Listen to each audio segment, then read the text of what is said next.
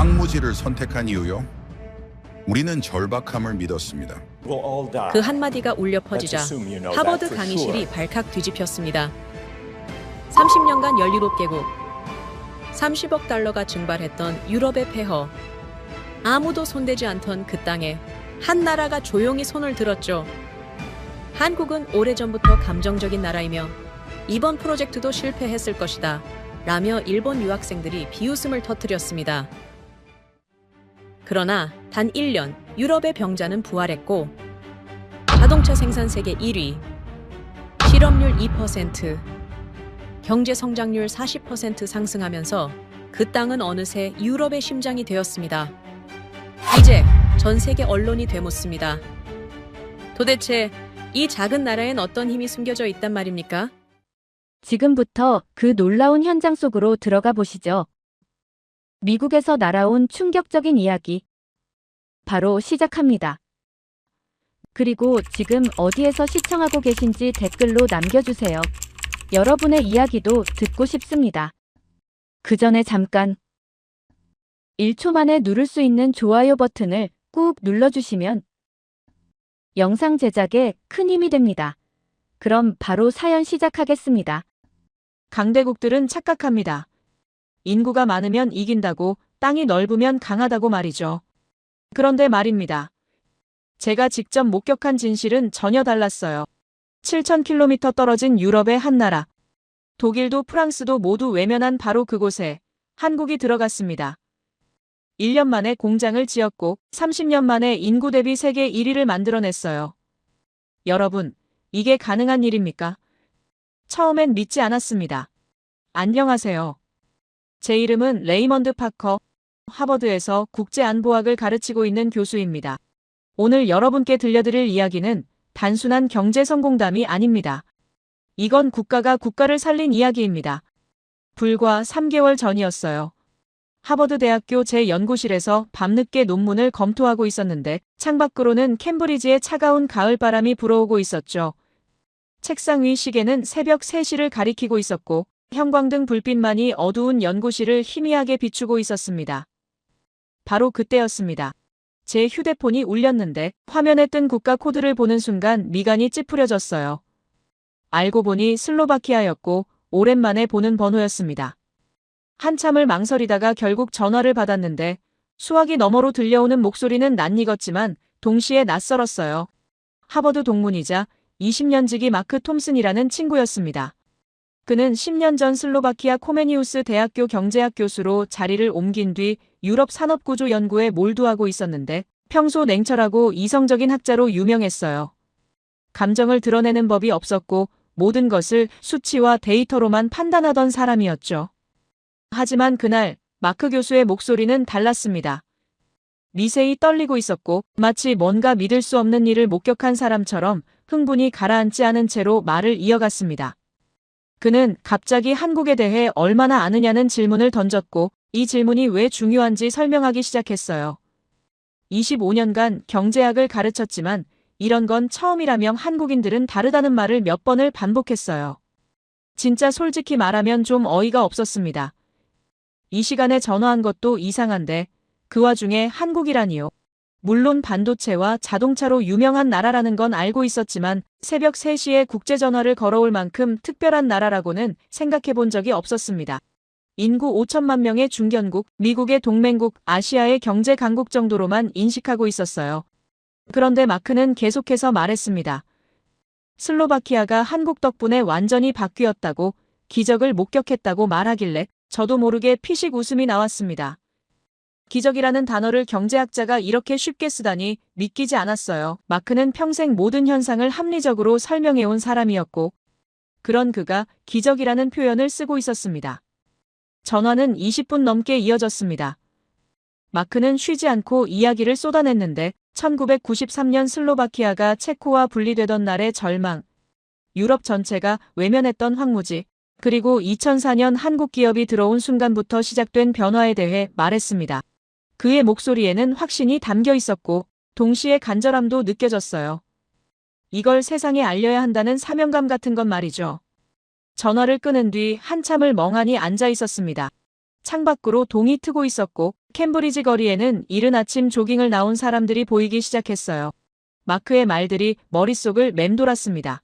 한국이 슬로바키아를 바꿨다. 인구 대비 자동차 생산 세계 1위. 전체 수출의 46%가 자동차 산업, 숫자들은 명확했습니다. 하지만 의문이 들었습니다. 정말 가능한 일일까? 아시아의 중견국이 유럽의 산업 지형을 바꿀 수 있다는 건가? 독일의 폭스바겐도 프랑스의 르노도 하지 못한 일을 한국이 해냈다는 말인가? 회의적인 시선을 거둘 수 없었어요. 하버드에서 5년 이상 국제안보를 연구하며 나토와 유엔의 수많은 프로젝트를 분석해왔고 그 과정에서 배운 건 냉철함이었습니다. 감정을 배제하고 오직 데이터만을 신뢰하는 것 말이죠. 다음 날 강의실로 향했습니다.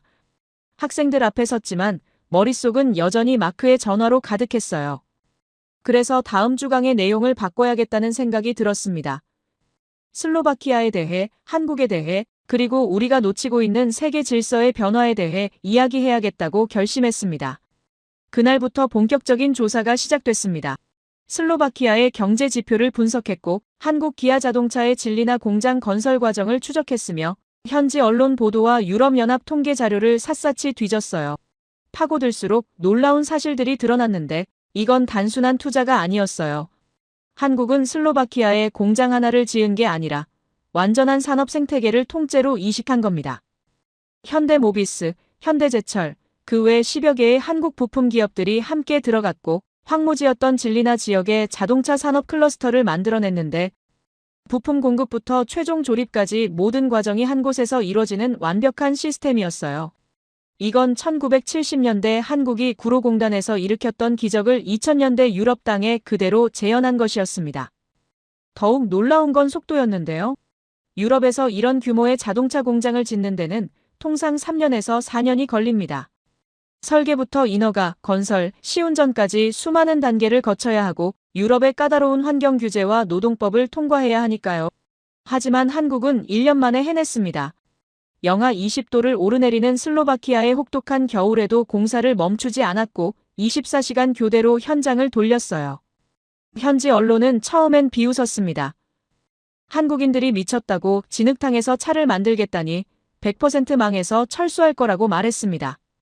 하지만 1년 뒤 공장이 완공됐고 첫 차량이 라인에서 나왔으며 슬로바키아 전역이 충격에 빠졌어요. 이 모든 자료를 정리하며 깨달았습니다. 마크의 말이 맞았다는 걸, 이건 기적이었어요. 하지만 동시에 우연이 아니었습니다. 계획된 기적이었고 의지로 만들어낸 결과였습니다.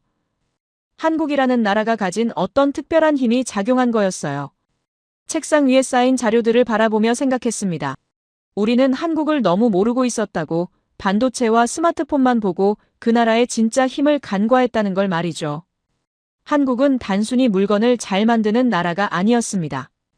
그들은 죽어가는 나라를 살릴 수 있는 나라였어요. 이제 강의실에서 학생들에게 이야기할 차례였습니다. 세계 질서가 어떻게 변하고 있는지, 우리가 놓치고 있는 새로운 강국이 어디인지, 그리고 왜 한국이 강대국들도 함부로 건드릴 수 없는 나라가 되었는지를 말이죠. 일주일이 지났습니다. 하버드 대학교 국제안보학 강의실로 들어서는 순간 200여 명의 학생들이 자리를 채우고 있었고 창밖으로는 단풍이 물든 캠브리지의 가을 풍경이 펼쳐졌습니다. 하지만 오늘 제가 이야기할 내용은 아름다운 풍경과는 정반대였어요. 지도의 가장자리에서 천천히 죽어가던 한 나라에 대한 이야기였습니다. 스크린에 지도 하나를 띄웠습니다. 유럽 중부, 오스트리아와 폴란드 사이에 끼인 작은 나라가 나타났어요. 슬로바키아 학생들 대부분은 이름조차 제대로 들어본 적 없는 곳이었습니다. 한 학생이 손을 들어 물었어요. 거기가 어디냐고, 동유럽이냐고 말이죠. 정확히는 중부 유럽입니다만 1993년 이전까지는 독립국가도 아니었습니다. 1993년 1월 1일 동유럽의 체코슬로바키아가 둘로 쪼개지던 날이었습니다. 역사는 이를 벨벳 이혼이라 부르는데 피 한 방울 흘리지 않고 평화롭게 갈라섰다는 의미였어요. 아름다운 표현이지만 실상은 전혀 달랐습니다. 이건 형님 격인 체코가 가난한 동생 슬로바키아를 헌신짝처럼 버린 것이나 다름없었습니다. 불공평했습니다. 체코는 서유럽과 국경을 맞대고 있었고 이미 스코다라는 견고한 자동차 브랜드를 보유한 전통의 공업 강국이었어요. 독일의 폭스바겐을 비롯한 서구 자본이 물밀듯 밀려들었고 프라하는 관광객으로 넘쳐났으며 공장 굴뚝에서는 희망의 연기가 피어올랐습니다. 반면 슬로바키아에게 남겨진 건 무엇이었을까요? 험준한 타트라 산맥, 끝없는 감자밭, 그리고 구소련 시절 쓰던 낡은 무기 공장뿐이었습니다. 냉전이 끝나자 상황은 더욱 악화됐습니다. 무기 수요가 사라지며 공장들이 멈춰섰고 하루아침에 실업률이 20%까지 치솟았어요. 거리는 직장을 잃은 가장들의 한숨으로 가득 찼고 젊은이들은 살기를 찾아 체코나 서유럽으로 떠나야만 했습니다. 남은 건 노인과 절망뿐이었어요. 스크린을 넘겼습니다. 당시 파이낸셜 타임스의 기사가 나타났습니다. 1995년 3월에 실린 논평이었는데 그 내용은 참혹했어요. 이 나라는 지도에서 지워질 위기에 처해 있다. 회생 가능성은 제로에 가깝다. 유럽의 병자이자 모든 투자를 집어삼키는 블랙홀이다. 국제사회는 슬로바키아를 철저히 외면했습니다. 학생 한 명이 질문했습니다. 유럽연합이나 국제통화기금은 도와주지 않았냐고 말이죠. 도움은 있었습니다만 턱없이 부족했어요. 그들이 제시한 건 구조조정과 긴축이었고 공공부문을 줄이고 복지를 삭감하라는 요구뿐이었습니다. 하지만 이미 바닥까지 내려간 나라에게 더 조이라는 말은 사형선고나 다름없었어요. 더욱 잔인했던 건 선진국들의 태도였습니다. 독일은 체코에만 집중했고 프랑스는 폴란드와 헝가리에 투자했으며 슬로바키아는 철저히 제외됐어요. 그들에게 슬로바키아는 싼 노동력을 쓸 수 있는 하청 기지 정도로만 취급됐습니다. 기술 이전은 없었고 단순 조립 공장 몇 개가 들어왔다 나갔을 뿐이었습니다. 특히 일본 기업들의 오만함은 극에 달했습니다. 1990년대 후반 당시 일본은 기술 강국으로 불리며 세계를 호령하고 있었고 아시아의 자부심이자 서구를 위협하는 유일한 경제대국이었어요. 그들은 콧대가 하늘을 찔렀습니다. 1998년 도요타와 혼다의 조사단이 슬로바키아를 방문했습니다.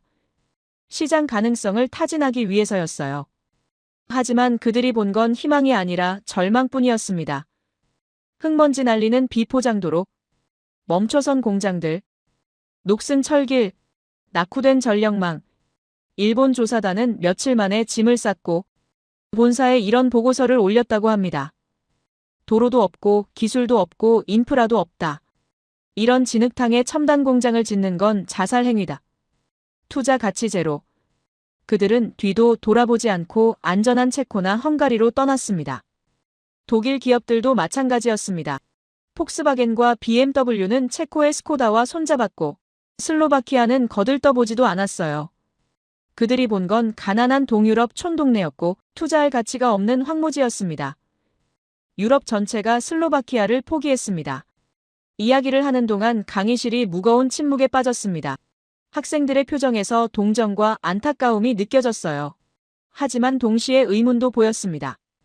그런 나라가 어떻게 세계 1위가 됐느냐는 의문 말이죠. 스크린을 다시 넘겼습니다.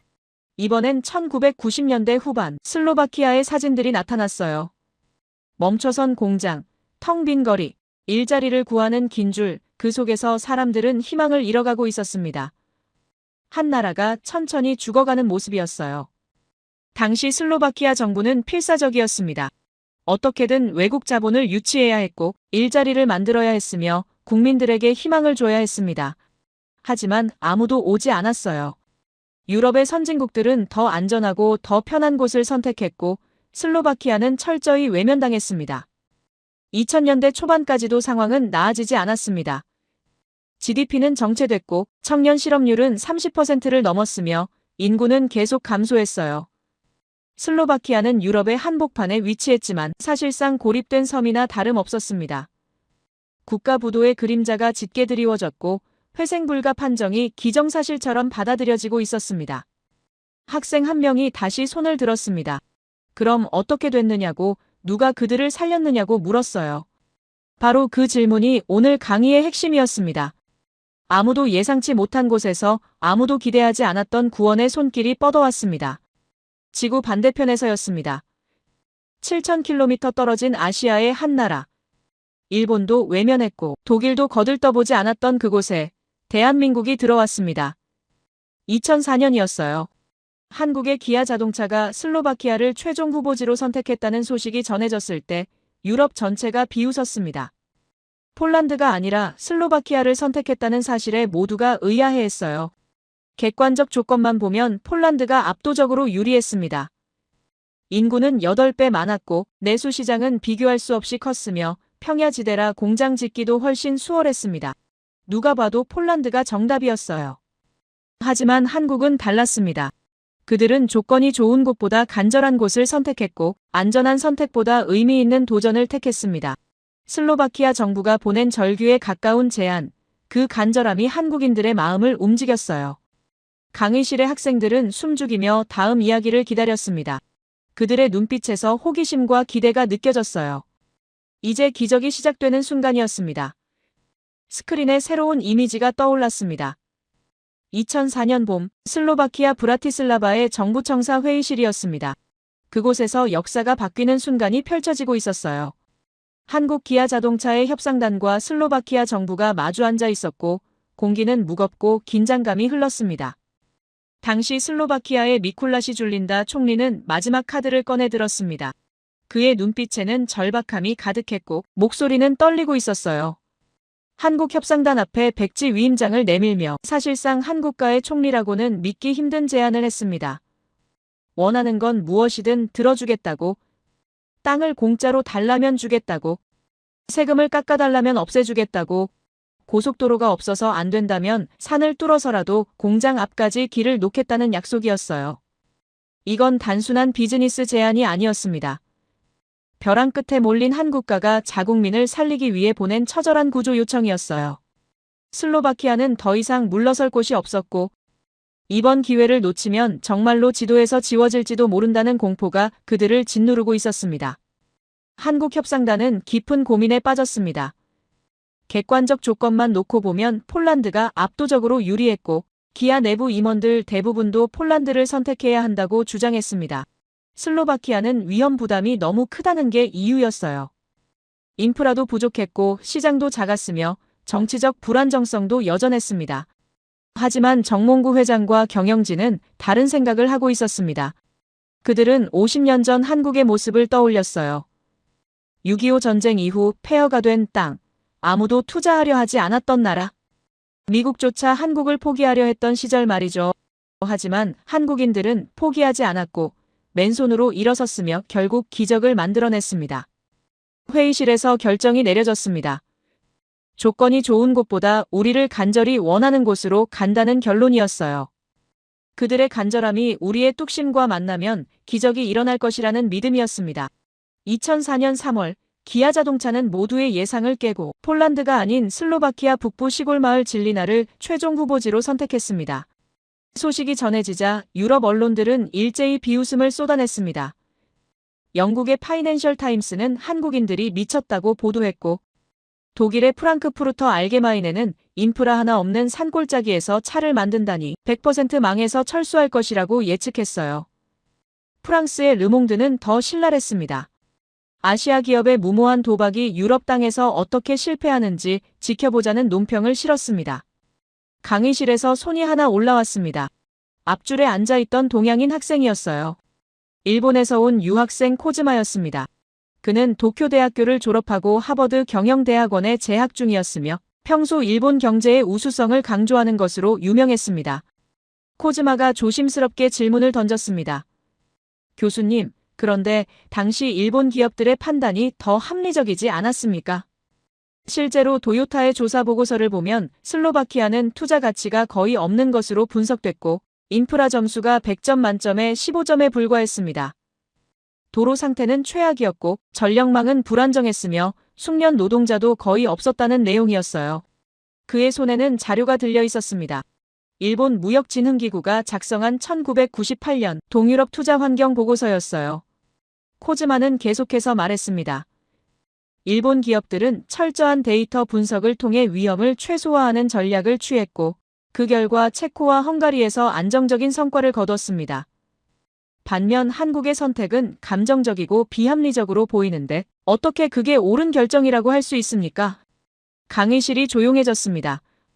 학생들의 시선이 일제히 코즈마에게 쏠렸고 데이터에 기반한 합리적 판단, 위험 최소화 전략, 안정적인 성과, 일본식 경영의 장점을 정확히 짚어낸 질문이었습니다. 잠시 침묵이 흘렀습니다. 그리고 천천히 대답했어요. 좋은 질문입니다. 실제로 일본의 분석은 정확했습니다. 데이터만 놓고 보면 슬로바키아는 최악의 선택지였어요. 하지만 여러분, 데이터가 모든 걸 설명할 수 있을까요? 숫자로 측정할 수 없는 것들도 있지 않을까요? 스크린을 넘겼습니다. 이번엔 한국의 역사가 나타났어요. 1950년 6.25 전쟁 직후 서울의 모습이었습니다. 폐허였습니다. 건물은 무너졌고 도로는 끊겼으며 산업시설은 완전히 파괴됐어요. 당시 한국의 1인당 국민소득은 67달러, 세계 최빈국 수준이었습니다. 만약 그때 누군가 데이터만으로 한국을 분석했다면 어떤 결론을 내렸을까요? 투자 가치 제로, 회생 불가능, 원조만 축내는 나라라고 판단했을 겁니다. 실제로 미국 국무부의 일부 관리들은 한국 지원을 중단하자는 의견을 냈었어요. 하지만 50년 뒤 한국은 어떻게 됐습니까? 세계 10위권 경제대국이 됐고 반도체와 조선, 자동차 산업에서 세계를 선도하는 나라가 됐습니다. 데이터로는 예측할 수 없었던 결과였어요. 숫자에는 나타나지 않는 무언가가 있었기 때문입니다.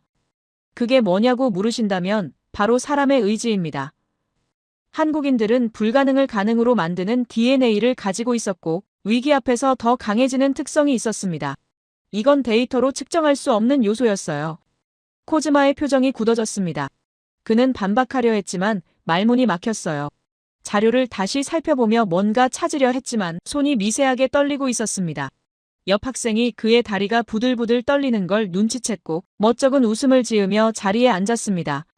계속해서 말했습니다. 한국은 슬로바키아를 선택하며 똑같은 논리를 적용했습니다. 데이터는 불리했지만 사람의 의지를 봤어요.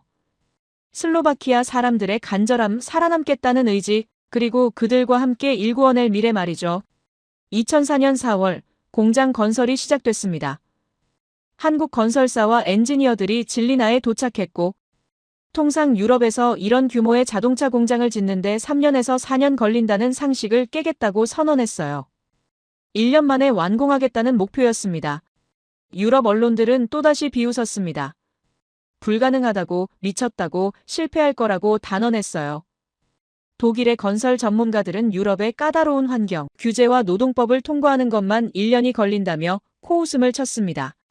하지만 한국인들은 개의치 않았습니다. 현장은 전쟁터가 됐고 특히 진리나의 겨울은 혹독했어요. 영하 20도를 오르내리는 살인적인 추위, 꽁꽁 얼어붙은 땅 유럽 건설사들이라면 공사를 중단하고 철수했을 날씨였습니다. 하지만 한국 기술자들은 밤새 불을 밝혔습니다. 거대한 조명탑에서 밤낮 없이 돌아가는 포클레인, 얼어붙은 땅을 녹이며 털을 닦는 모습, 현지 슬로바키아 인부들은 이런 한국인들을 보며 혀를 내둘렀다고 합니다. 잠도 안 자는 사람들, 기계 같은 사람들, 믿을 수 없는 속도로 건물을 올리는 모습에 충격을 받았어요. 처음에는 의구심을 가졌던 현지인들도 한국인들의 열정에 감화되기 시작했습니다.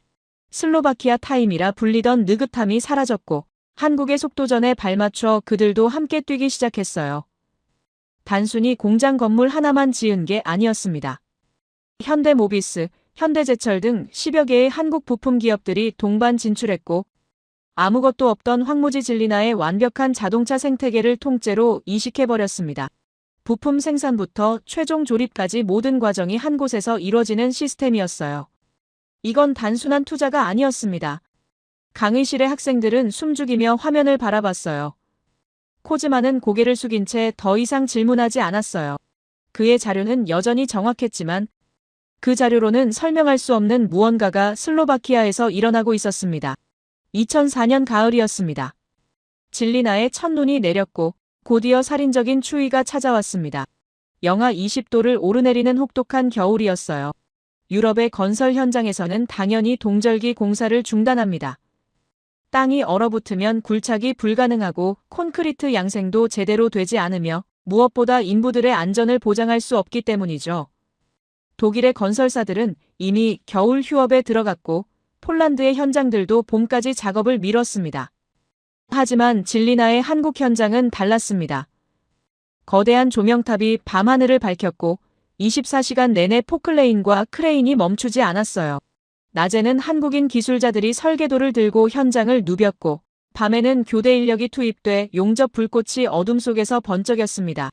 얼어붙은 땅을 녹이기 위해 열선을 깔았고 콘크리트가 얼지 않도록 보온 천막을 쳤으며 영하의 날씨 속에서도 작업은 계속됐습니다. 현지 슬로바키아 인부들은 처음엔 이해할 수 없었습니다.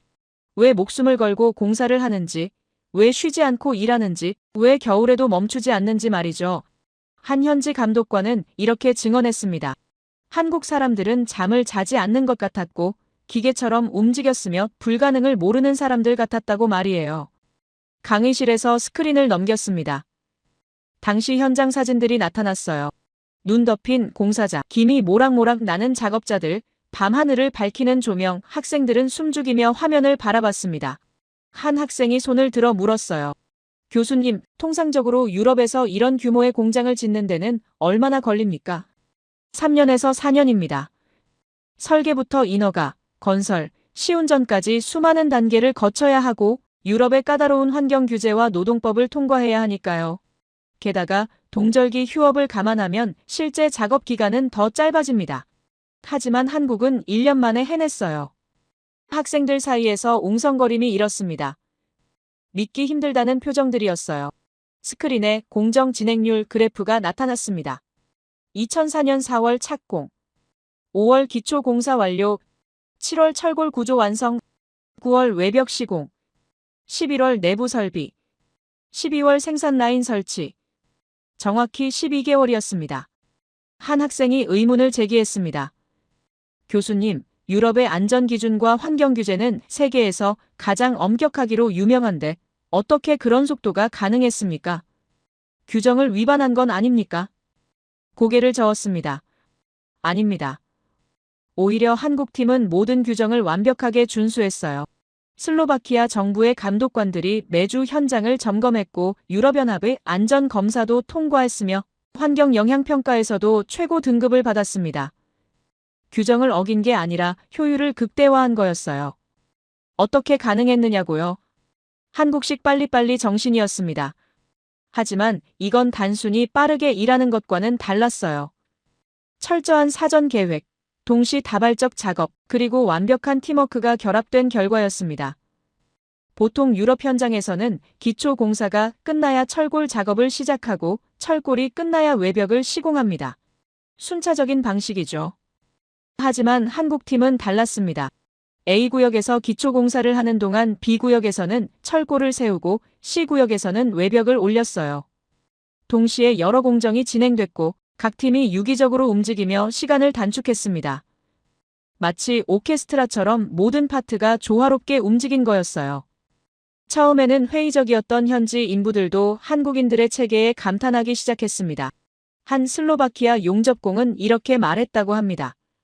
한국 사람들은 마법사 같았고 불가능을 가능으로 만들었으며 우리에게 새로운 방식을 가르쳐줬다고 말이죠. 슬로바키아 타임이라 불리던 느긋함은 사라졌고 현지 노동자들도 한국의 속도전에 발맞춰 뛰기 시작했습니다. 하지만 더 놀라운 건 따로 있었습니다. 한국은 공장 하나만 지은 게 아니었어요. 현대모비스가 부품 공장을 질리나에 세웠고 현대제철이 철강 가공 시설을 건설했으며 만도가 조향장치 공장을 지었습니다. 현대위아, 현대파워텍, 동희오토 등 10여 개의 한국 협력사들이 동반 진출했어요. 스크린에 질리나 산업단지 지도가 나타났습니다. 기아자동차본 공장을 중심으로 반경 10km 안에 모든 부품사들이 배치돼 있었고 마치 거대한 거미줄처럼 연결된 구조였습니다. 이건 단순한 공장 집적이 아니었어요. 완벽한 자동차 생태계였습니다. 부품 생산부터 최종 조립까지 모든 과정이 질리나에서 이루어졌고 한국에서 가져오는 부품은 거의 없었습니다. 엔진, 변속기, 차체, 전장, 내장재까지 모든 게 현지에서 만들어졌어요. 이건 전무후무한 일이었습니다. 다국적 기업들은 보통 해외에 조립 공장만 짓고 핵심 부품은 본국에서 공급합니다. 기술 유출을 막고 주도권을 유지하기 위해서죠. 하지만 한국은 모든 걸 슬로바키아에 이식했습니다. 기술을 아낌없이 전수했고 현지인들을 엔지니어로 키워냈으며 그들이 스스로 성장할 수 있는 토대를 만들어줬어요. 2005년 12월 첫 차량이 라인에서 나왔습니다. 슬로바키아에서 만들어진 첫 기아차였고 현지 노동자들이 직접 조립한 자동차였어요. 공장 앞에는 슬로바키아 국민들이 모여들었고 총리와 장관들이 참석했으며 현지 언론이 생중계했습니다. 그날 진리나는 축제 분위기였어요. 하지만 그때는 아무도 몰랐습니다. 이게 시작일 뿐이라는 걸 말이죠. 그로부터 20년이 흐른 지금 슬로바키아는 완전히 다른 나라가 됐습니다. 스크린에 최신 통계가 나타났어요. 학생들의 눈이 커졌습니다. 인구 1000명당 자동차 생산 대수 슬로바키아 198대. 이건 세계 1위였습니다. 2위는 체코로 110대였고 3위 독일 70대, 4위 일본 65대, 5위 미국 30대. 자동차의 본고장이라는 독일. 전통의 강국 일본. 거대 시장 미국. 그 어디도 슬로바키아를 따라잡지 못했습니다. 한 학생이 놀란 표정으로 물었습니다. 교수님, 이게 정말 가능한 수치입니까? 슬로바키아는 인구가 540만 명밖에 안 되는 작은 나라인데요. 정확히 그 점이 핵심입니다. 작은 나라지만 자동차 생산 능력은 세계 최고 수준이라는 거죠. 스크린을 넘겼습니다. 슬로바키아의 경제 구조가 나타났어요. 전체 산업 생산의 50%가 자동차 산업에서 나오고 있었고 전체 수출의 46%가 자동차 관련 제품이었습니다. GDP에서 자동차 산업이 차지하는 비중은 15%를 넘었어요. 이건 단순한 주력 산업을 넘어선 수준이었습니다. 사실상 슬로바키아 경제의 심장이었어요. 더욱 놀라운 통계가 이어졌습니다. 진리나 지역의 실업률은 2% 미만으로 떨어졌고 1993년 20%였던 것과 비교하면 믿기 힘든 변화였습니다. 평균 임금은 3배 이상 올랐으면 슬로바키아 전체 평균보다 40%나 높았어요. 과거 감자밭이었던 진리나는 이제 슬로바키아에서 가장 부유한 도시가 됐습니다. 학생들 사이에서 탄성이 터져나왔습니다. 하지만 숫자보다 더 중요한 건 사람의 변화였어요. 스크린에 한 남자의 사진이 나타났습니다. 얀 코바치, 1975년생. 그는 2004년까지 진리나 근교에서 감자를 키우던 농부였습니다. 기아 자동차가 들어온 뒤 그는 공장에 지원했고 기초 용접 교육을 받았으며 10년 뒤에는 생산 라인 팀장이 됐습니다. 지금은 품질 관리 부서 책임자로 일하고 있고 유럽 전역의 기아 공장에 기술 자문을 제공하는 전문가가 됐어요. 그의 두 아들도 기아에서 엔지니어로 일하고 있습니다. 얀 코바치는 현지 언론과의 인터뷰에서 이렇게 말했습니다. 한국이 오기 전 나는 그저 흙을 파는 농부였고 아들들에게 물려줄 것도 없었으며 미래가 보이지 않았습니다. 하지만 지금은 다릅니다. 기술을 가진 엔지니어가 됐고 아들들도 전문직에 종사하며 손주들은 대학에 갈 수 있게 됐어요. 이 모든 게 한국 덕분입니다. 이런 이야기는 얀 코바치만이 아니었습니다. 진리나에는 수천 명의 얀이 있었고 그들 모두가 한국 덕분에 인생이 바뀌었다고 말했습니다. 과거 감자를 캐던 농부들은 이제 세계 최고 수준의 로봇파를 다루는 엔지니어가 됐고 실업자였던 청년들은 CAD 프로그램을 다루는 설계사가 됐으며 희망을 잃었던 가장들은 당당한 직장인이 됐습니다. 스크린에 슬로바키아 거리 인터뷰 영상이 재생됐습니다. 브라티슬라바 시내에서 만난 시민들의 목소리였어요. 한 중년 여성이 말했습니다. 유럽연합도 우리를 포기했을 때 유일하게 손을 잡아준 건 한국이었고 우리는 그 은혜를 잊지 않습니다. 젊은 남성이 이어서 말했습니다. 기아 공장이 멈추면 슬로바키아도 멈춥니다. 사실상 한국이 우리를 먹여 살리는 셈입니다. 노인 한 분은 이렇게 말했어요. 이웃나라 체코가 스코다를 자랑할 때마다 배가 아팠는데 이제 우리는 기아가 있습니다. 어디 가서도 어깨가 펴집니다. 영상이 끝나자 강의실이 조용해졌습니다. 학생들의 표정에서 감동이 느껴졌어요. 이건 단순한 경제 성공담이 아니었습니다. 한 나라가 다른 나라의 자존심을 세워준 이야기였고 절망에 빠진 사람들에게 희망을 준 이야기였습니다. 화면이 바뀌며 마크 톰슨의 영상이 나타났습니다. 슬로바키아 코메니우스 대학교 강의실에서 촬영한 것이었고 3개월 전 제게 전화를 걸었던 바로 그 친구였습니다. 마크는 카메라를 향해 말했습니다. 25년간 경제학을 가르치며 수많은 국가의 산업 정책을 연구했습니다. 하지만 한국이 슬로바키아에서 한 일은 교과서에 없는 내용이었어요. 마크는 계속해서 말했습니다. 경제학 이론으로는 설명이 안 됩니다. 투자 대비 수익률만 따지면 폴란드가 맞았고 리스크 분석으로는 슬로바키아를 선택하면 안 됐어요. 하지만 한국은 숫자를 넘어선 무언가를 봤습니다. 사람을 봤고 가능성을 봤으면 함께 만들어갈 미래를 본 겁니다. 마크의 목소리에 힘이 실렸습니다. 기아 공장이 멈추면 슬로바키아 경제는 마비됩니다. 이건 과장이 아니라 사실입니다. 부품 협력사까지 포함하면 직접 고용 인원만 3만 명이 넘고 간접 고용까지 치면 10만 명이 넘어요. 슬로바키아 전체 제조업 고용의 15%가 한국 관련 일자리입니다. 마크는 잠시 말을 멈추고 카메라를 똑바로 바라봤습니다. 레이먼드, 당신이 학생들에게 꼭 전해주길 바랍니다. 한국은 단순히 공장을 지은 게 아니라 나라를 살렸고 투자만 한 게 아니라 미래를 함께 만들었으며 이익만 챙긴 게 아니라 사람을 키웠습니다. 이게 바로 한국입니다. 영상이 끝났습니다. 강의실은 깊은 침묵에 빠졌고 학생들의 눈빛에서는 경외감이 느껴졌어요. 숫자가 증명했고 사람들이 증언했으며 현실이 보여줬습니다. 슬로바키아의 기적은 우연이 아니라 한국이 만든 결과였어요. 천천히 입을 열었습니다. 여러분, 이제 우리는 하나의 사례를 봤습니다. 하지만 질문이 남습니다. 한국은 도대체 어떤 나라이길래 이런 일이 가능했을까요? 쉬는 시간 후에 한국이라는 나라를 본격적으로 분석해 보겠습니다. 10분 후 다시 강의는 시작됐습니다.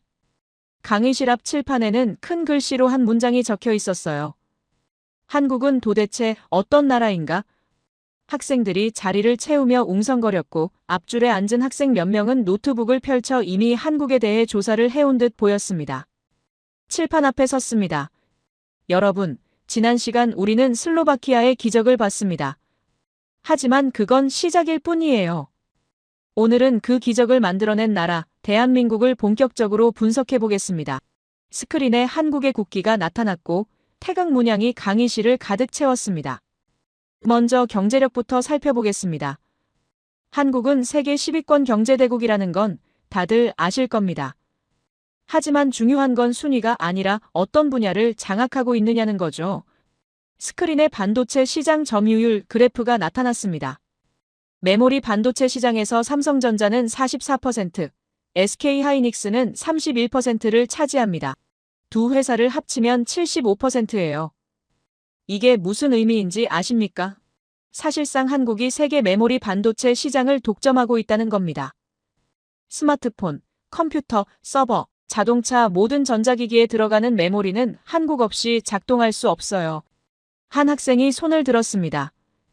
교수님, 만약 한국이 반도체 수출을 중단하면 어떻게 됩니까? 정확히 그 질문이 핵심입니다. 세계 경제가 멈춥니다. 미국의 애플도, 중국의 화웨이도, 일본의 소니도 모두 한국 반도체에 의존하고 있어요. 이건 단순한 경제력을 넘어선 전략적 무기입니다. 스크린이 바뀌며 배터리 시장 점유율이 나타났습니다. 전기차 배터리 시장은 어떨까요? LG에너지솔루션, 삼성 SDI, SK이노베이션, 이 세 회사가 세계 시장의 35% 이상을 차지하고 있습니다.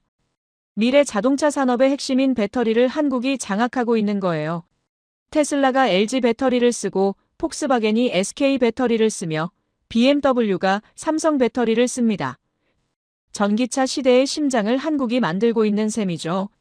유럽연합이 탄소 중립을 선언했지만 한국 배터리 없이는 실현 불가능합니다. 이번엔 조선산업 데이터가 나타났습니다. 세계 조선 시장에서 한국의 점유율은 36%입니다. 특히 LNG선, 컨테이너선, 초대형 유조선 같은 고부가 가치 선박은 한국이 압도적이에요. 현대중공업, 삼성중공업, 한화오션이 세계 해운 산업을 떠받치고 있습니다. 학생 하나가 질문했습니다. 교수님, 그런데 중국도 조선 강국 아닙니까? 맞습니다. 중국도 물량으로는 많이 만들어요. 하지만 기술력에서는 한국을 따라오지 못합니다. 특히 LNG선 같은 첨단 선박은 한국만 제대로 만들 수 있어요. 영하 163도의 액화천 연가스를 안전하게 운반하는 기술은 오랜 노하우가 필요하거든요. 잠시 말을 멈추고 강의실을 둘러봤습니다. 여러분, 이제 감이 오십니까? 한국은 단순히 물건을 많이 파는 나라가 아닙니다. 세계 산업의 핵심을 장악한 나라예요. 반도체 없이는 IT 산업이 멈추고 배터리 없이는 전기차가 못 달리며 한국 선박 없이는 세계 무역이 마비됩니다. 스크린이 전환되며 이번엔 군사 장비들이 나타났습니다. 경제력만 강한 게 아닙니다. 한국의 군사력도 주목할 만해요. K9 자주포, 이 무기 하나만으로도 한국 방산의 위상을 알 수 있습니다. 전 세계에서 가장 많이 팔린 자주포이며 폴란드가 천문을 주문했고 호주가 도입했으며 노르웨이와 핀란드도 사용하고 있어요. 왜 유럽 국가들이 한국 무기를 살까요? 성능이 검증됐기 때문입니다. K9은 분당 6발을 쏠 수 있고 사거리는 40km가 넘으며 영하 40도에서도 작동합니다. 실전에서 검증된 무기체계예요. 러시아의 우크라이나 침공 이후 유럽은 한국 무기의 진가를 깨달았습니다. KF-21 전투기는 어떨까요? 한국이 자체 개발한 4.5세대 전투기입니다. 스텔스 기능을 갖추고 있으며 최신 레이더와 무장체계를 탑재했어요. 이미 인도네시아가 공동 개발에 참여했고 중동과 동유럽 여러 나라가 관심을 보이고 있습니다. 한 학생이 놀란 표정으로 물었습니다. 교수님, 한국이 자체적으로 전투기를 만들 수 있다는 게 믿기지 않습니다. 전투기는 미국이나 러시아, 유럽 정도만 만들 수 있는 거 아닙니까? 과거에는 그랬습니다. 하지만 이제 한국도 그 반열에 올랐어요. 70년 전만 해도 폐허였던 나라가 지금은 첨단 전투기를 독자 개발하는 나라가 된 겁니다. 고개를 끄덕이며 스크린을 넘겼습니다. 이제 가장 흥미로운 부분으로 넘어가겠습니다. 바로 문화력입니다. 한 학생이 웃으며 말했어요. BTS 이야기 나오는 건가요? 맞습니다. 하지만 단순히 팝스타 이야기가 아닙니다. 화면에 BTS의 공연 장면이 나타났습니다. 이들의 유튜브 조회수는 수십억 뷰를 넘습니다. 전 세계 팬클럽 아미는 수천만 명이고 UN 총회에서 연설했으며 빌보드 차트를 석권했어요. 이건 단순한 음악 그룹을 넘어선 문화 현상입니다. 블랙핑크도 마찬가지입니다. 그들의 뮤직비디오는 유튜브 역사상 최다 조회수를 기록했고 세계 투어는 매진 행렬이었으며 패션계와 뷰티 산업에도 엄청난 영향을 미쳤어요. 한국 화장품과 패션이 K-팝과 함께 전 세계로 퍼져나갔습니다. 스크린에 넷플릭스 순위표가 나타났습니다. 오징어 게임, 더 글로리, 슬기로운 의사생활 상위권의 상당수를 한국 드라마가 차지하고 있었어요. 한 학생이 손을 들었습니다. 교수님, 사실 저도 오징어 게임 봤는데 정말 충격적이었습니다. 한국 콘텐츠가 이렇게 강력한 줄 몰랐어요. 바로 그겁니다. 자막이나 더빙으로 봐야 하는 콘텐츠가 전 세계 시청자들의 마음을 사로잡았어요. 할리우드조차 이루지 못한 성과입니다. 영어가 아닌 언어로 만든 콘텐츠가 세계를 지배하는 건 역사상 처음 있는 일이죠. 스크린이 바뀌며 애니메이션 포스터가 나타났습니다. K-팝 데몬 헌터즈 2025년 6월 넷플릭스에서 공개된 미국 애니메이션입니다. 하지만 소재는 한국의 K-팝 아이돌이에요. 역사상 최초로 K-팝 음악을 활용한 뮤지컬 애니메이션이며 대한민국의 K-팝 아이돌을 소재로 하는 최초의 해외 제작 애니메이션입니다. 이게 무슨 의미인지 아십니까? 미국이 한국 문화를 소재로 콘텐츠를 만들기 시작했다는 겁니다. 과거에는 할리우드가 일본 사무라이나 중국 쿵푸를 소재로 삼았죠. 하지만 이제는 한국 K-팝이 그 자리를 차지했어요. 문화 패권이 바뀌고 있다는 증거입니다. 칠판에 큰 글씨로 썼습니다. 문화는 국가력을 높이는 가장 큰 포인트. 학생들이 집중해서 바라봤습니다. 여러분, 왜 문화가 중요할까요? 군사력은 두려움을 만들지만 존경을 얻지 못합니다. 경제력은 부러움을 사지만 사랑을 받지 못해요. 하지만 문화는 다릅니다. 문화는 사람들의 마음을 움직입니다. K-팝을 좋아하는 사람은 한국을 좋아하게 되고 한국 드라마를 보는 사람은 한국을 동경하게 되며 한국 문화를 즐기는 사람은 한국을 응원하게 됩니다. 이건 어떤 군사력도 경제력도 만들어낼 수 없는 힘이에요. 특히 한국의 경우는 더 특별합니다. 한국 문화에는 나라를 사랑하는 마음이 자연스럽게 녹아 있어요. K-팝 아이돌들은 세계 무대에서 한국을 대표한다는 자부심을 가지고 있고 한국 드라마는 한국의 정서와 가치를 담아내며 한국 영화는 한국 사회의 이야기를 세계에 전합니다. 이건 강요가 아닙니다. 자연스러운 표현이에요. 한국인들은 자기 나라를 사랑하는 마음을 숨기지 않습니다. 오히려 당당하게 드러내고 자랑스럽게 이야기하면 진심으로 공유합니다. 그 진정성이 전 세계 사람들에게 전달되는 거예요. 슬로바키아 사례를 다시 떠올려 보십시오. 한국 기업들이 그곳에서 한 일은 단순히 공장을 짓고 돈을 번 게 아니었습니다. 진심으로 슬로바키아를 살리고 싶어 했고 그들과 함께 미래를 만들고 싶어 했으며 우리라는 마음으로 땀을 흘렸어요. 그 마음이 통했고 그래서 기적이 일어난 겁니다. 이게 바로 한국이 가진 진짜 힘입니다. 경제력, 군사력, 문화력, 이 세 가지를 모두 갖춘 나라는 역사상 극소수예요. 미국이 그랬고 영국이 그랬으며 이제 대한민국이 그 반열에 올라섰습니다. 스크린에 세계 지도가 나타났습니다. 슬로바키아 위치에 빨간 점이 찍혔고 곧이어 베트남, 폴란드, UAE, 사우디아라비아, 호주에도 차례로 점이 찍혔습니다. 여러분, 슬로바키아는 시작일 뿐입니다. 한국은 지금 전 세계에서 똑같은 기적을 만들어내고 있어요.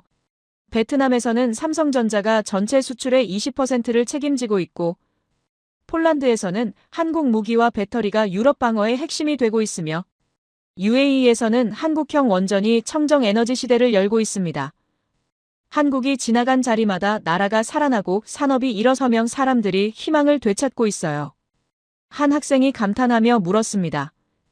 교수님, 그럼 한국은 어떻게 70년 만에 이렇게 됐습니까? 폐허에서 세계 강국으로 올라선 비결이 뭡니까? 천천히 미소를 지었습니다. 좋은 질문입니다. 다음 시간에는 바로 그 이야기를 하겠습니다. 한국인의 DNA, 위기를 기회로 바꾸는 그들만의 특별한 정신 말이죠. 슬라이드를 넘겼습니다. 화면에는 1950년 6.25 전쟁 직후 서울의 모습이 나타났어요. 폐허였습니다. 건물은 무너져 있었고 도로는 끊겼으며 사람들은 잿더미 위에 앉아 망연자실한 표정으로 하늘을 바라보고 있었습니다. 강의실이 숨죽이며 화면을 응시했어요. 이게 1953년 한국의 모습입니다.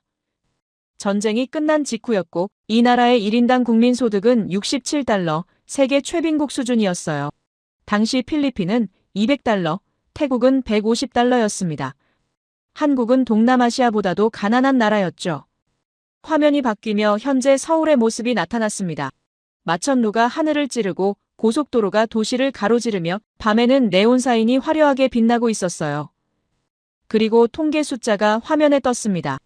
2025년 한국의 1인당 국민소득 35,000달러, GDP 세계 10위, 70년 만의 변화였습니다. 학생들 사이에서 탄성이 터져나왔습니다. 한 학생이 놀라며 물었어요. 교수님, 70년 만에 최빈국에서 선진국으로 올라선 나라가 또 있습니까? 없습니다. 역사상 유례가 없는 일이에요. 독일과 일본도 전후 재건에 성공했지만 그들은 이미 산업 기반이 있었고 기술 인력도 있었으며 전쟁 이전부터 선진국이었습니다. 하지만 한국은 달랐어요. 문맹률이 70%가 넘었고 산업시설은 완전히 파괴됐으며 기술자도 자본도 없었습니다. 맨 땅에서 시작한 거였어요. 그런데도 70년 만에 세계 10위 경제대국이 됐습니다. 도대체 어떻게 가능했을까요? 앞줄에 앉아있던 코즈마가 손을 들었습니다. 그의 표정은 여전히 회의적이었습니다. 교수님, 하지만 한국의 성장은 일본의 도움 없이는 불가능했습니다. 1965년 한일 국교 정상화로 일본이 제공한 경제 협력 자금과 기술 이전이 핵심 역할을 했고 일본 기업들이 한국에 투자하며 산업화가 시작됐습니다. 코즈마는 계속해서 말했습니다. 포항제철도 일본의 야하타 제철 기술로 만들어졌고 자동차 산업도 일본 미쓰비시와의 협력으로 시작됐으며 반도체 기술도 처음엔 일본에서 배운 것 아닙니까? 솔직히 말하면 한국은 일본 없이는 지금의 성과를 이루지 못했을 겁니다. 강의실이 조용해졌습니다. 학생들의 시선이 코즈마에게 쏠렸고 일부는 고개를 끄덕이기도 했어요. 논리적으로 들렸기 때문이죠. 잠시 침묵이 흘렀습니다. 그리고 천천히 입을 열었어요. 코즈마 군, 당신의 지적은 부분적으로 맞습니다. 일본의 경제 협력이 있었고 기술 이전도 있었으며 그게 도움이 된 건 사실입니다. 하지만 당신이 놓치고 있는 게 있어요. 한 가지 예를 들기 위해 다시 이야기하겠습니다. 스크린에 그리스 국기가 나타났습니다. 그리스는 유럽연합의 지원을 받았습니다. 천문학적인 금액이었고 기술도 자본도 모두 제공됐어요. 하지만 어떻게 됐습니까? 2000년대 경제위기가 왔을 때 그리스는 무너졌고 국가부도를 선언했으며 지금도 회복하지 못하고 있습니다. 화면이 바뀌며 아르헨티나 국기가 나타났습니다. 아르헨티나는 1900년대 초반 세계 10위권 경제대국이었습니다. 유럽 자본이 쏟아져 들어왔고 풍부한 자원도 있었으며 교육받은 인력도 많았어요. 하지만 지금은 어떻습니까? 반복되는 경제위기, 초인플레이션, 정치적 혼란, 한때 선진국 문턱까지 갔던 나라가 후퇴하고 말았습니다. 코즈마를 똑바로 바라봤습니다. 외부의 도움은 촉매일 뿐입니다. 진짜 중요한 건 그 도움을 받아 무엇을 만들어내느냐는 거예요.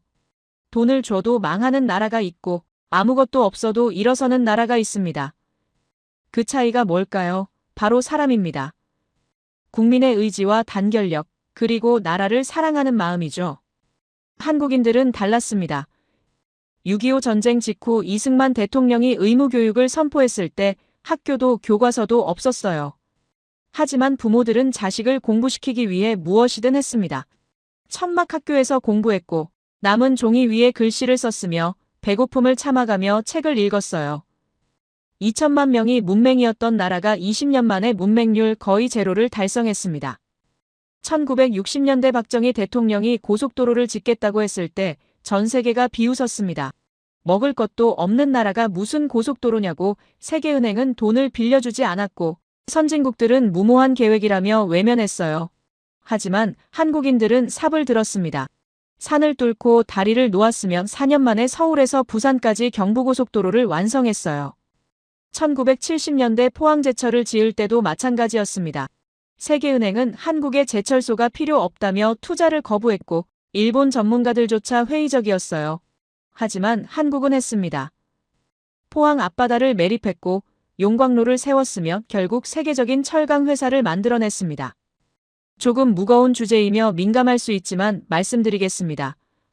한국인들의 이런 성격은 역사에서 비롯됐어요.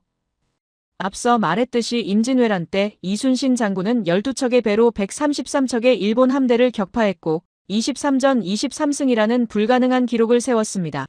절대 불리한 상황에서도 포기하지 않았고 전략과 용기로 승리를 만들어냈어요. 이건 우연이 아닙니다. 한국은 지정학적으로 강대국에 둘러싸여 있었고 끊임없이 침략을 받았으며 살아남기 위해 싸워야 했습니다. 그 과정에서 한국인들은 위기 앞에서 무너지는 게 아니라 오히려 더 강해지는 DNA를 갖게 됐어요. 스크린에 1997년 IMF 외환위기 당시 사진이 나타났습니다. 한국 경제가 무너지던 순간이었고 국가부도 직전까지 갔으며 전 세계가 한국의 몰락을 예견했습니다. 당시 뉴욕타임스는 한국이 10년 이상 회복하지 못할 것이라고 보도했고 월스트리트 저널은 한국 기업들의 대규모 도산을 점쳤어요. 하지만 한국인들은 금을 모으기 시작했습니다. 화면에 당시 장면들이 나타났어요. 긴 줄을 서서 자신의 금을 나라에 기부하는 사람들, 결혼 반지를 뺏어 내놓는 신혼부부, 돌반지까지 가져온 할머니, 심지어 올림픽 금메달까지 내놓은 선수들도 있었습니다. 227톤의 금이 모였습니다. 국민 350만 명이 참여했고 가구당 평균 47g의 금을 냈어요. 이건 역사상 유례가 없는 일이었습니다. 미국에서 2008년 금융위기가 왔을 때를 떠올려 보십시오. 시민들이 월스트리트를 점거하며 정부와 은행을 비난했고 부자들을 규탄했으며 서로를 비난했습니다. 하지만 한국은 달랐습니다. 국민들이 하나가 됐고 자발적으로 나섰으며 나라를 살리기 위해 자신의 것을 내놓았어요. 이게 바로 한국인의 단결력입니다. 나라가 있어야 국민이 있다는 걸 알았고 결국 모두가 원하는 건 우리나라의 평화와 성장, 그리고 나아감이라는 걸 이해했습니다. 결과는 어땠을까요? 전문가들이 10년 걸릴 거라던 회복을 3년 만에 해냈습니다. IMF 차입금을 조기 상환했고 오히려 더 강한 경제체질로 거듭났으며 2000년대 들어서는 세계 경제 위기 속에서도 흔들리지 않는 나라가 됐어요. 코즈마의 표정이 굳어졌습니다. 그는 더 이상 반박하지 않았고 고개를 숙인 채 노트에 뭔가를 적고 있었어요. 계속해서 말했습니다. 2020년 코로나19가 전 세계를 강타했을 때도 마찬가지였습니다. 스크린에 각국의 코로나 대응 장면들이 나타났습니다. 미국에서는 마스크 착용을 두고 시민들이 분열됐고 유럽에서는 봉쇄 정책에 대한 대규모 시위가 벌어졌으며 일부 국가에서는 의료 시스템이 완전히 마비됐어요. 하지만 한국은 드라이브스루 선별 진료소를 세계 최초로 도입했고 마스크 앱으로 수급을 조절했으며 IT 기술을 활용해 동선을 추적했습니다. 전 국민이 자발적으로 방역 수칙을 지켰고 의료진은 불철주야 환자를 돌봤으며 시민들은 서로를 배려했어요. WHO가 한국의 방역 시스템을 극찬했고 전 세계가 한국을 배우러 왔으며 K방역이라는 말이 세계 표준이 됐습니다. 이건 단순히 정부가 잘해서가 아니었어요. 국민들이 협력했기 때문이고 위기 앞에서 하나가 됐기 때문이며 공동체를 위해 개인이 양보했기 때문입니다. 한국인들은 조용히 세상을 바꿉니다. 큰 소리치지 않고 변화를 직접 몸으로 보여주며 말보다 행동으로 증명해요. 슬로바키아에서도 그랬고 베트남에서도 그랬으며 폴란드에서도 마찬가지였습니다. 한국은 가만히 있어도 강해 보이는 나라지만 움직이면 그 강함이 폭발합니다. 강의실 뒤쪽에서 손이 하나 올라왔습니다. 한국계 미국인 학생 체리나였어요. 그녀는 조용히 자리에서 일어나 말했습니다. 교수님, 한 가지만 덧붙이고 싶습니다. 한국인에게는 포기라는 단어가 없습니다. 체리나 학생의 목소리에 힘이 실렸습니다. 조부모님 세대는 전쟁 폐허 속에서 맨손으로 나라를 일으켰고 부모님 세대는 IMF 위기를 극복하며 한국을 선진국 반열에 올렸으며 지금 우리 세대는 그 정신을 이어받아 세계를 변화시키고 있습니다. 불가능하다는 말을 들으면 오히려 더 열심히 하고 안 된다는 말을 들으면 반드시 해내며 위기가 오면 기회로 만듭니다. 그녀는 잠시 말을 멈추고 강의실을 둘러봤습니다. 이게 한국인의 DNA입니다. 절대 포기하지 않는 정신, 함께 일어서는 단결력, 그리고 나라를 사랑하는 마음. 슬로바키아 사람들이 감동한 건 한국의 기술이 아니었습니다. 진심이었고 함께 만들어가려는 의지였으며 우리라는 마음이었어요. 강의실이 깊은 침묵에 빠졌습니다. 그리고 한 학생이 박수를 치기 시작했고 곧이어 전체 강의실이 기립박수로 화답했습니다. 코즈마조차 일어나 박수를 쳤어요. 그의 눈가가 붉어져 있었습니다. 그녀는 자리에 앉았고 다시 입을 열었습니다. 여러분, 이제 이해하시겠습니까? 한국이 강대국들도 함부로 건드릴 수 없는 나라가 된 이유를 말이죠. 숫자와 기술만으로는 설명할 수 없습니다. 그 안에는 사람이 있고 정신이 있으며 역사가 있습니다. 학생들이 하나둘 강의실을 나섰고 저녁 어스름이 캠브리지의 거리를 물들이고 있었어요. 연구실로 돌아와 창밖을 바라봤습니다. 하버드 캠퍼스의 고풍스러운 건물들이 노을에 물들어 있었고 학생들이 3355 모여 걸어가는 모습이 평화로워 보였어요. 책상 위에는 지난 3개월간 모은 자료들이 쌓여 있었습니다. 슬로바키아 경제보고서, 한국 산업 통계, 각국 언론 기사, 그리고 마크 톰슨이 보내온 현장 사진들. 이 모든 걸 정리하며 깨달았습니다. 한국을 과소평가했다는 걸 말이죠. 하버드에서 오랫동안 국제안보를 가르치며 수많은 나라를 분석했습니다. 나토 프로젝트에서 UN 보고서까지 검토했고 강대국의 전략을 연구했으며 세계 질서의 변화를 추적했어요. 하지만 한국은 제 분석 틀로는 설명되지 않는 나라였습니다. 노트북을 열어 마지막 자료를 정리하기 시작했습니다. 슬로바키아는 시작일 뿐이었어요. 한국은 지금 전 세계에서 똑같은 기적을 만들어내고 있었습니다. 베트남을 먼저 살펴봤습니다. 1980년대만 해도 베트남은 전쟁의 상처에서 벗어나지 못한 농업국이었고 1인당 국민소득은 $200 미만이었으며 산업 기반은 거의 없었어요. 1990년대 삼성전자가 베트남에 들어갔습니다. 처음엔 작은 조립 공장이었지만 점차 확대됐고 2010년대 들어서는 대규모 스마트폰 생산 기지가 됐어요.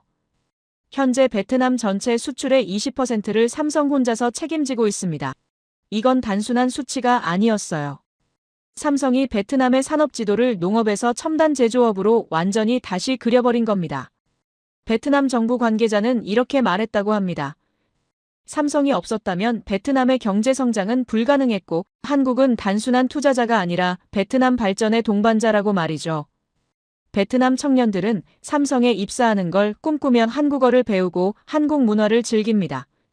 슬로바키아와 똑같은 일이 베트남에서도 일어나고 있었어요. 폴란드 자료를 펼쳤습니다. 러시아의 우크라이나 침공 이후 유럽은 안보 위기에 빠졌고 특히 러시아와 국경을 맞댄 폴란드는 공포에 떨었어요. 나토의 보호가 있었지만 충분하지 않았고 자체 방어력을 강화해야 했습니다. 폴란드는 한국을 선택했습니다. K2 전차 1000대, K9 자주포 700문, 천무 다연장 로켓 600문, FA-50 전투기 48대, 역사상 최대 규모의 무기 수출 계약이었고 총액은 600억 달러가 넘었어요. 하지만 한국은 단순히 무기만 판 게 아니었습니다. 폴란드 현지의 생산 시설을 짓기로 했고 기술 이전을 약속했으며 공동 개발까지 제안했습니다. 무기만이 아니었어요. LG 에너지 솔루션이 폴란드에 세계 최대 규모의 배터리 공장을 건설했고 이를 통해 폴란드는 유럽 전기차 산업의 심장부로 격상됐습니다. 안보와 경제 두 마리 토끼를 한국이 모두 잡아준 거였어요. 폴란드 국방부 장관은 공개석상에서 이렇게 말했습니다. 한국은 우리의 안전을 책임져주고 미래 산업까지 함께 만들어가는 진정한 동맹이라고 미국과 독일도 하지 못한 일을 한국이 해냈다고 말이죠. UAE 자료로 넘어갔습니다. 중동의 사막국가 아랍에미리트, 석유로 불을 쌓았지만 고민이 깊었어요. 석유가 고갈되면 미래가 없다는 불안, 그들은 청정 에너지로의 전환을 결심했고 원자력 발전소 건설을 추진했습니다. 세계 유수의 원전 기업들이 입찰에 참여했습니다. 프랑스 아레바, 미국 웨스팅하우스, 일본 도시바 모두 오랜 역사와 기술력을 자랑하는 기업들이었어요. 하지만 UAE는 한국을 선택했고 한국전력이 바라카 원전 4기를 수주했습니다. 2020년 첫 번째 원전이 가동을 시작했고 현재 4기 모두 완공돼 UAE 전력 수요의 4분의 1을 공급하고 있습니다. UAE는 단순 산유국에서 청정 에너지 강국으로 탈바꿈했고 한국형 원전의 우수성이 세계에 증명됐어요. UAE 에너지부 장관은 이렇게 평가했습니다. 한국은 약속을 지키는 나라이며 기한 내 완공은 물론 안전과 품질까지 완벽했고 다른 나라들이 할 수 없었던 일을 한국은 해냈다고 말이죠. 자료를 정리하며 생각에 잠겼습니다. 슬로바키아, 베트남, 폴란드, UAE, 이 나라들의 공통점이 뭘까요? 모두 위기에 처해 있었고 절박했으며 도움이 필요했습니다. 그리고 한국이 그들의 손을 잡았어요. 하지만 한국이 한 일은 단순한 비즈니스가 아니었습니다. 물건을 파는 게 아니라 파트너의 미래를 함께 만들었고 투자만 하는 게 아니라 기술을 전수했으며 이익만 챙기는 게 아니라 그 나라 사람들을 키웠습니다. 이게 바로 한국 방식이었어요. 독일의 폭스바겐은 체코에 투자했지만 핵심 기술은 독일에 남겨뒀고 일본 기업들은 동남아에 공장을 지었지만 단순 조립만 맡겼으며 미국 기업들은 멕시코에서 제품을 만들지만 연구개발은 본국에서만 했습니다. 선진국들은 자신의 이익을 최우선으로 두었어요. 하지만 한국은 달랐습니다. 슬로바키아의 완전한 자동차 생태계를 이식했고 베트남을 첨단 제조업 국가로 만들었으며 폴란드의 방산 기술까지 이전했습니다. 자신의 경쟁자를 키우는 것처럼 보이지만 그게 한국 방식이었어요. 왜 그럴까요? 70년 전 한국도 똑같은 처지였기 때문입니다. 아무도 도와주지 않던 시절을 기억하고 무시당하던 아픔을 잊지 않으며 그래서 같은 처지의 나라를 외면할 수 없는 겁니다. 이건 계산이 아니라 공감이었고 전략이 아니라 진심이었어요. 창밖으로 밤이 깊어가고 있었습니다. 연구실 불빛만이 어둠 속에서 밝게 빛나고 있었어요. 노트에 마지막 문장을 적었습니다. 한국은 세계를 일으키는 나라 그리고 깨달았습니다. 진짜 강한 나라가 무엇인지 말이죠. 물질적인 것보다 눈에 보이지 않는 게 더 강한 법입니다. 군사력은 두려움을 주지만 존경을 얻지 못하고 경제력은 부러움을 사지만 사랑받지 못하며 기술력은 감탄을 받지만 마음을 움직이지 못해요. 하지만 진심은 다릅니다. 함께하려는 의지, 살리려는 마음, 우리라는 정신. 이런 보이지 않는 힘이 결국 세상을 바꿉니다. 한국에는 바로 이런 힘이 있었습니다. 6.25 전쟁의 폐허에서 일어선 경험, IMF 위기를 극복한 단결력, 코로나를 이겨낸 공동체 정신. 이 모든 게 한국인의 DNA에 새겨져 있었고 그 정신이 국경을 넘어 전 세계로 퍼져나가고 있었어요. 슬로바키아의 심장에는 코리아 5글자가 새겨져 있습니다. 베트남의 청년들은 한국을 꿈꾸며 폴란드는 한국을 동맹으로 신뢰하고 UAE는 한국을 파트너로 존중합니다. 이게 바로 진짜 국력이었어요. 탱크와 전투기로 만들 수 없는 힘, 돈으로 살 수 없는 영향력, 눈에 보이지 않지만 가장 강력한 힘 말이죠. 그래서 한국은 선진국 반열에 올랐고 강대국들 사이에서 자꾸 견제 대상이 되며 선망의 대상이 되는 겁니다. 미국은 한국의 반도체 기술을 경계하고 중국은 한국의 문화력을 두려워하며 일본은 한국의 성장 속도를 부러워하고 유럽은 한국의 방식을 배우려 합니다. 하지만 한국은 조용합니다. 큰소리치지 않고 자랑하지 않으며 그저 묵묵히 일할 뿐이에요. 말보다 행동으로 보여주고 약속보다 결과로 증명하며 선언보다 실천으로 세상을 바꿉니다.